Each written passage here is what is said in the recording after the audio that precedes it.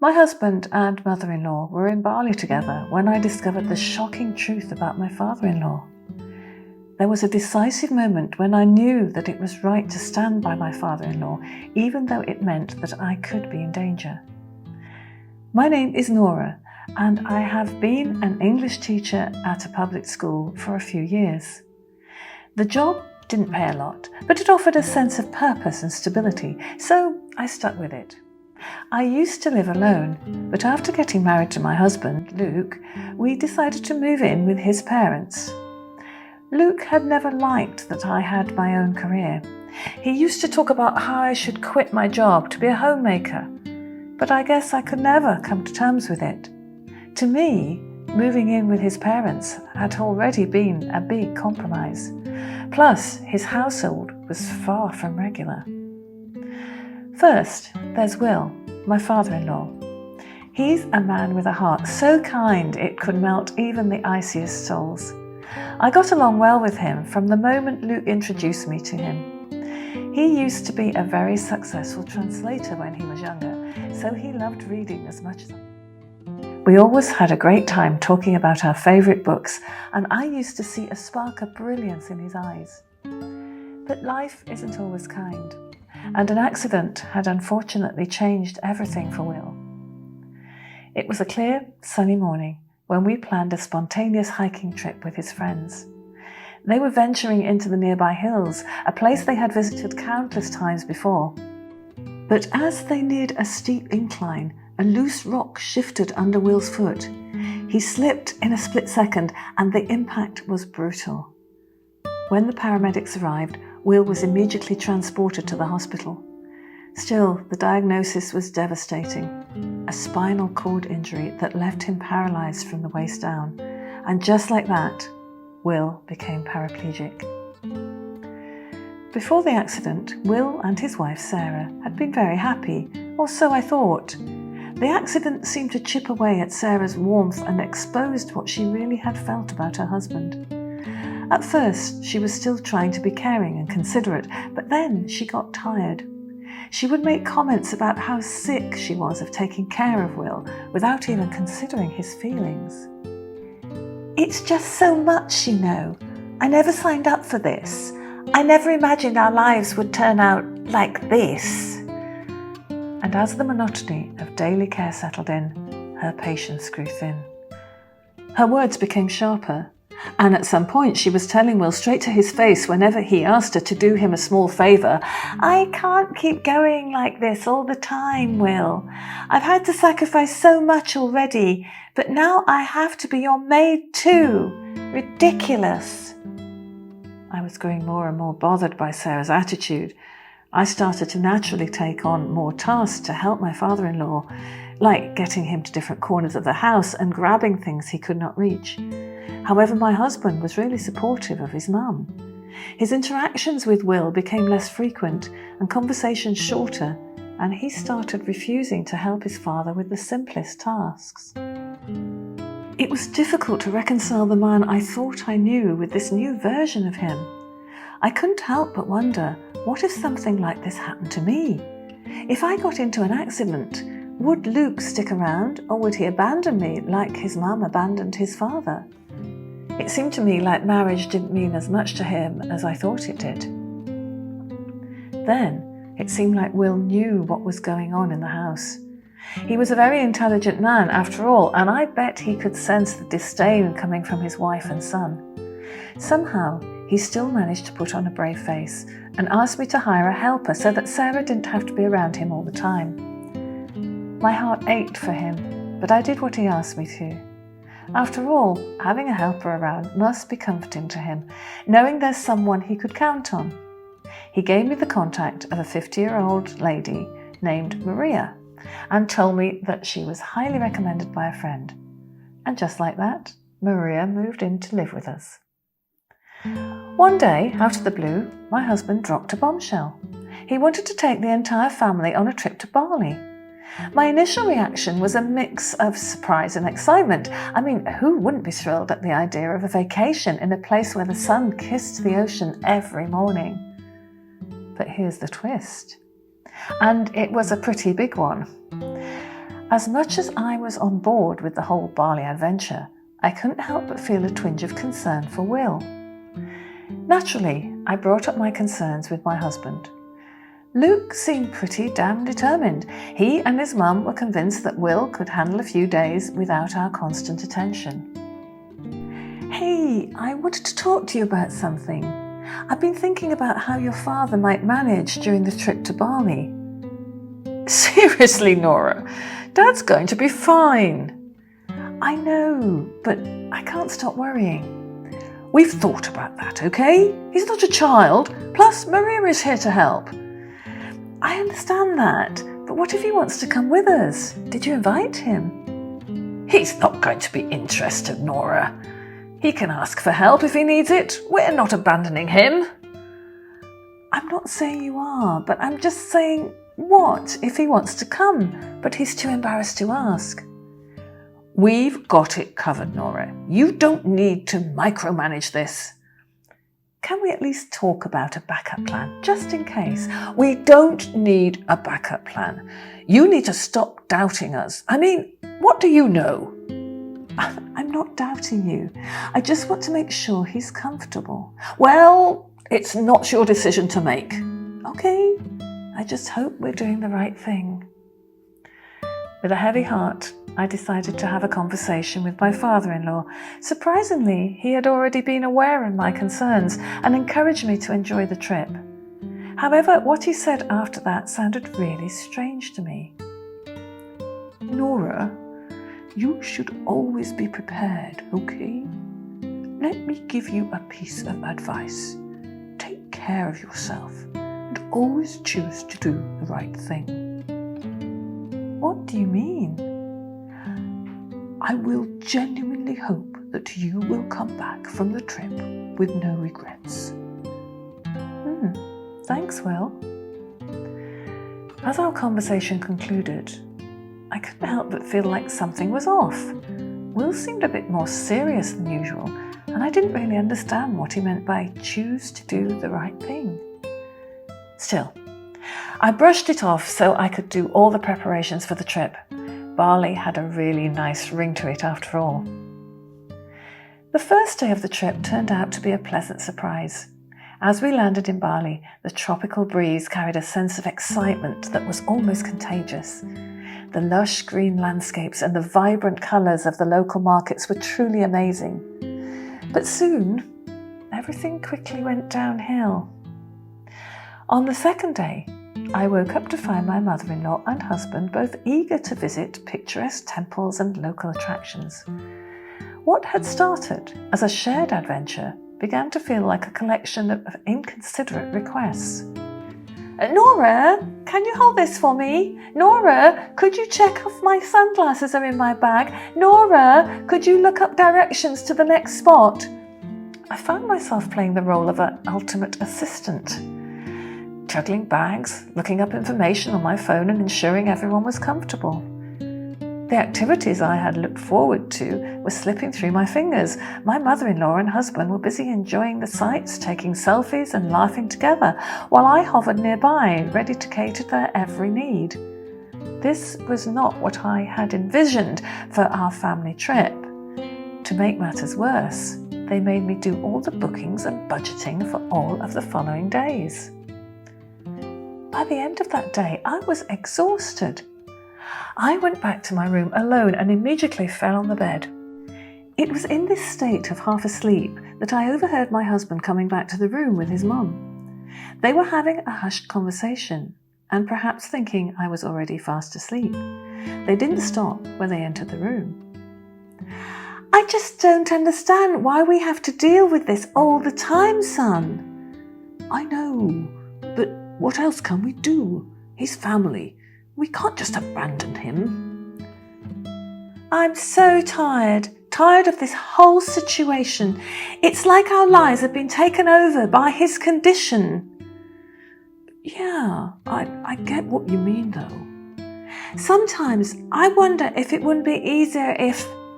Sarah's voice trailed off, as if the words were too heavy to say out loud. If what, Mum? I don't want to sound heartless, but sometimes I think it would be easier if he wasn't here anymore. Wasn't here? To be honest, I thought about that. You did? Yeah, I mean, the man is not who I used to look up to anymore. I, for once, would rather die than live like that. Yeah, well, I guess it's not like that for him. It's just unfair that we have to deal with him, you know.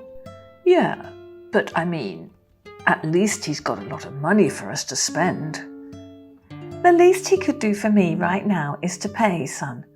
I didn't want to hire that Maria woman, but your wife kept insisting.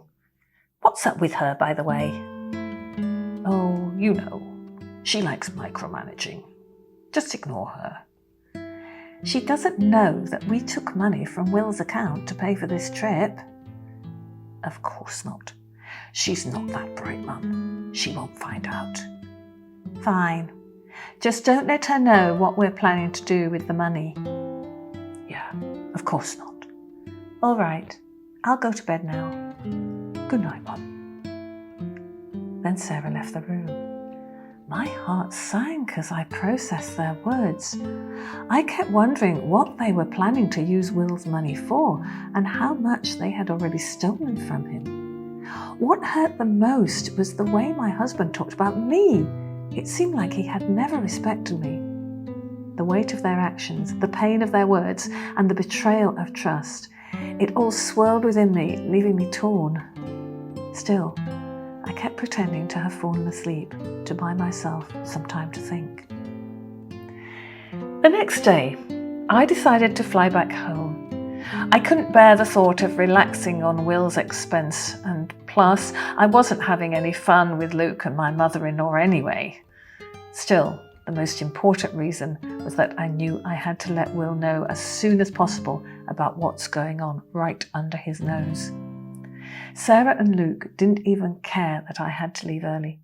They just seemed pleased that I wasn't there to waste more money. As I stepped into our home, a sense of unease settled around me. I approached Will's room, my heart pounding in my chest, and I saw something completely shocking. Will was standing up, straight, gazing out of the window. My eyes widened in disbelief, my heart pounding like a drum in my chest. I must have been imagining things, caught in some sort of delusion born from exhaustion and confusion. Will, what are you... Maria was standing right next to him with a puzzled look, but it seemed like she was not surprised that he was standing. She was more surprised by my presence. Nora, I thought you were on vacation in Bali. Well, I was, but what's happening? Will, can you walk now? He looked surprised, but then, just a few seconds later, he smiled, his eyes warm with understanding. Sit down, Nora. Let me fill you in. I watched as Maria calmly left the room to give us space. At that point, I was still too shocked to speak. As I settled into a chair, he began to clear things up. It turned out that Maria wasn't just a helper.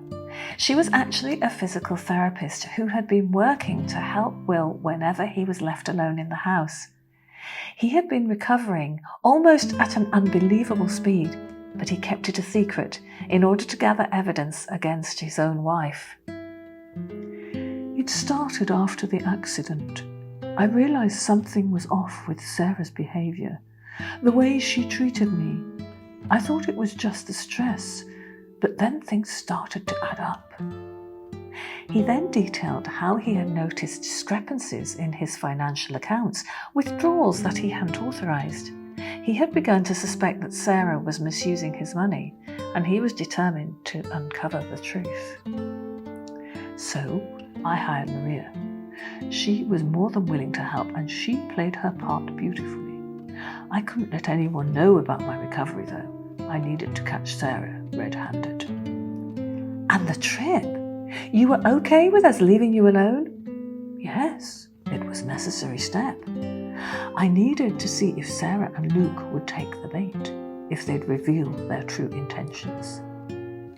So what now, Will? Now we gather the evidence and confront the truth. It's time to put an end to this. To be honest, I think they might end up in jail. That sent a chill down my spine, but still, I knew what I had to do right away. I needed to choose the right thing. I finally understood what he meant by that. Plus, that was a choice for myself too. I was done doing everything my husband asked me to do and letting him disrespect me. One of the first steps I took was to ensure that my father-in-law would have a comfortable and supportive environment to live in. I helped him move to a 5-star senior home that catered to his needs and provided the care he deserved. Then I helped him file for divorce. My own marriage was not something I valued anymore. Everything felt like a lie, because the foundation of trust had been shaken. I chose to file for divorce too. It wasn't an easy choice, but it was the right thing to do for myself. Within just 2 weeks, Will and I had finished with all the paperwork, and I moved out of their house. Funnily though, my husband and mother-in-law were still living their lavish life in Bali. They didn't come back home until almost a week later. When my mother-in-law and my husband finally returned from their trip, they were shocked to find an empty home with 2 divorce papers on the dining table. Sarah's voice crackled over the phone line. "Nora, where the hell are you? Where's Will? What's going on?" I took a breath, my emotions tightly controlled. "Sarah, there are things you need to know." "What?" "Will has been moved to a senior home and I've moved back in with my parents." "What? Why? What are these divorce papers?" "You and Luke have been using Will's savings illegally. Everything will be brought to light now. You can't deny it." "What? No, we didn't do that. It was you who spent his money. Yes, you hired that overpriced helper. You had access to everything. You did it. So don't blame it on us." I was livid to hear that, but I had anticipated her reactions. As she continued to hurl accusations, I revealed a piece of information that seemed to hang in the air like a bombshell. "Sarah, there's something you should know. I have all the records of your spending history because you made me book the trip using Will's card. What's more, I have a recording of a conversation you had during the trip." A silence. Then I could hear Luke talking, as if he had taken the phone away from his mum. "What are you talking about?" "You made me plan everything for your trip, remember? That included all your transactions. I have a detailed account of where the money went." "That doesn't prove anything. What do you mean, the recording?" "That conversation about your feelings towards Will, about the money, about your frustration. My phone was under the blanket, so I managed to turn on the voice recorder without you noticing. Quite smart, huh?" There was a moment of tense silence as they processed what I had said. The reality of the situation seemed to hit them like a tidal wave, and I could almost hear the gears turning in their minds as they grappled with the implications of their actions.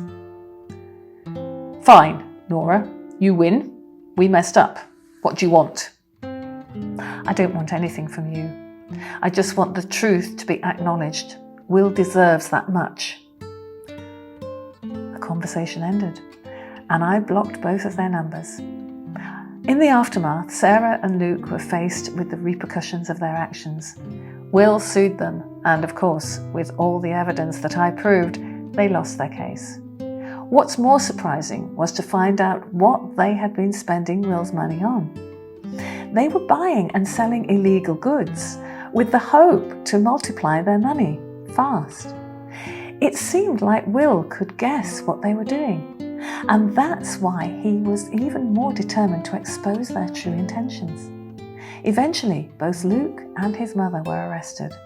And as heartbroken as I was to see for the first time who my husband really was, I was relieved that it was all over.